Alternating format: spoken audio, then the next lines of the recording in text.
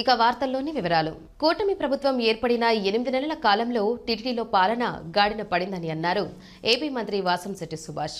బుధవారం ఉదయం వీఐపీ విరామ సమయంలో స్వామివారి సేవలో పాల్గొని మొక్కులు చెల్లించుకున్నారు. మంత్రి సుభాష్ దర్శనానంతరం రంగనాయకుల మండపంలో మంత్రికి వేద పండితులు వేదాశీర్వచనం అందించగా ఆలయ అధికారులు శ్రీవారి తీర్థ ప్రసాదాలు అందజేసి పట్టు వస్త్రంతో సత్కరించారు. ఆలయం వెలుపల మంత్రి సుభాష్ మీడియాతో మాట్లాడుతూ తిరుమలలో సామాన్య భక్తుల కోసం సౌకర్యాలు మెరుగ్గా ఉన్నాయని అన్నారు. లడ్డూ ప్రసాదాల నాణ్యతపై ఎప్పటికప్పుడు అభిప్రాయ సేకరణ టీటీడీ చేపడుతోందని, భక్తులు టీటీడీ అందిస్తున్న సౌకర్యాలపై హర్షం వ్యక్తం చేస్తున్నారని తెలిపారు. ఏడుకొండల వారిని దర్శించుకోవడం జరిగింది.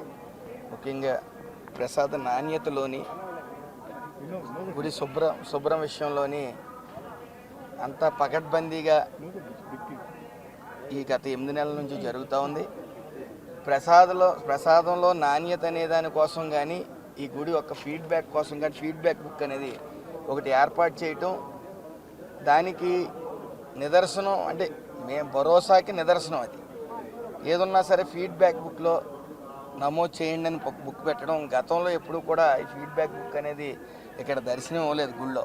బహుశా ఇదే తొలిసారి అనుకుంటాను. ఏదైనా సరే 8 నెలల నుంచి ఈ యొక్క ప్రసాద నాణ్యతలో కానీ, మిగతా గుడి విషయంలో, ఈ శుభ్రం విషయంలో కానీ ఆ ఫీడ్బ్యాక్ బుక్ ఏర్పాటు చేయడం జరిగింది. అవి 99.46% మరి అంత గుడ్ ఫీడ్బ్యాక్ వస్తూ ఉంది. పలు రాష్ట్రాల నుంచి వస్తూ ఉంటారు.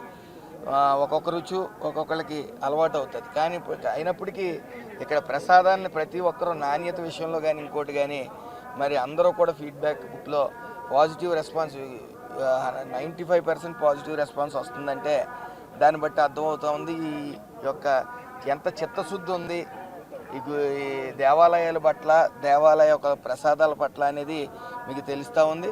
ఏదేమన్నప్పటికీ ప్రజలందరూ స్వేచ్ఛతో ఈ గుళ్ళని దర్శనం చేసుకుంటూ ఉన్నారు. మరి ఆ ఏడుకొండల వాడిని ఈ రాష్ట్ర ప్రజలందరూ సుఖ సంతోషాలతో ఉండాలని మనస్ఫూర్తిగా కోరుకున్నారు.